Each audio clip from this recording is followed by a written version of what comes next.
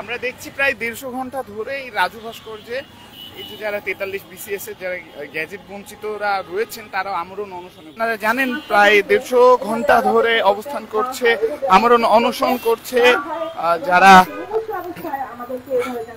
যারা দ্বিতীয় বিসিএস এর যে দ্বিতীয় গ্যাজেটে যারা বঞ্চিত ছিলেন সেই ক্যাডার বৃন্দ কিন্তু এখানে প্রায় 150 ঘন্টা ধরে অবস্থান করছে।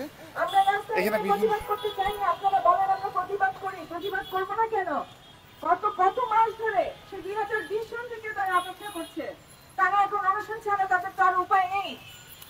তাহলে তাদেরকে এই অবস্থায় ছেড়ে দিলেন কেন আপনারা? আপনাদেরকে তার জবাব দিতে হবে। আমি আবারও আপনাদের চলমান আন্দোলনের সাথে সংহতি জানিয়ে গণতান্ত্রিক অধিকার কমিটির পক্ষ থেকে আপনাদের প্রতি সংহতি জানাচ্ছি এবং আশা করব যে দ্রুত একটা কিছু সরকার পদক্ষেপ নেবে যার মধ্য দিয়ে আপনাদের এই ভোগান্তির অবসান হবে।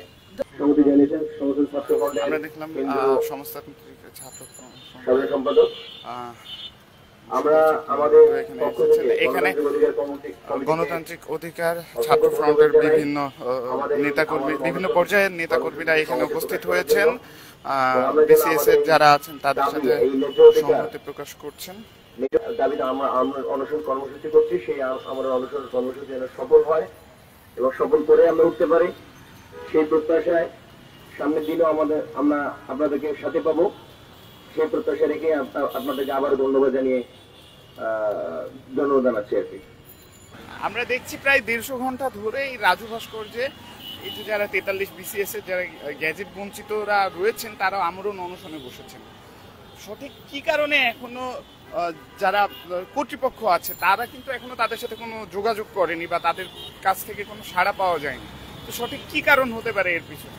এটা তো বিভিন্ন পর্যায়ে তারা আমাদেরকে যেটা বললেন এতক্ষণ, তাদেরকে আশ্বাস দেওয়া হয়েছে, সেখানে উপদেষ্টারা আশ্বাস দিয়েছেন, সচিব পর্যায়ের কর্মকর্তারা আশ্বাস দিয়েছেন এবং বলা হচ্ছে যাচাই বাছাই শেষে তাদেরকে গ্যাজেটের মাধ্যমে নিয়োগ দেওয়া হবে, কিন্তু এখন পর্যন্ত সেটা হয়নি।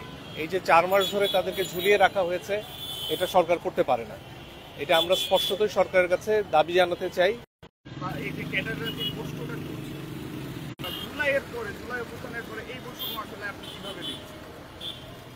স্পষ্টতই এখানে তো পুরনো ব্যবস্থার থেকে আমরা এখনো বেরিয়ে আসতে পারিনি, আমাদের লড়াইটা তো ফ্যাসিবাদী ব্যবস্থার বিরুদ্ধে এবং তার অনেক কিছু এখনো থেকে গেছে, তার একটা বড় অংশ থেকে গেছে প্রশাসন যন্ত্রের মধ্যেই, এবং সেটার বিরুদ্ধে লড়াইটা চালিয়ে যেতে হবে এবং তাদের এই লড়াইটা তারই একটা অংশ, এবং সেখানে যাতে যৌক্তিকতা আইনের শাসন প্রতিষ্ঠিত হয় সেজন্য এই লড়াইটা অত্যন্ত গুরুত্বপূর্ণ।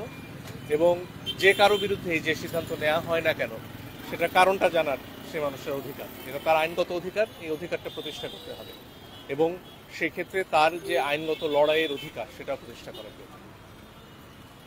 প্রিয় দর্শক, যেমনটি আপনারা শুনছিলেন, কথা বলছিলেন আইনজীবী মঞ্জুর আল মতিন, এবং এই যে 43 বিসিএস এর যারা দ্বিতীয় গ্যাজেটে যারা বঞ্চিতরা রয়েছেন তারা কিন্তু দীর্ঘ সময় ধরে এখানে অবস্থান করছে এবং সেই সময়টি প্রায় 150 ঘন্টার কাছাকাছি চলে এসেছে।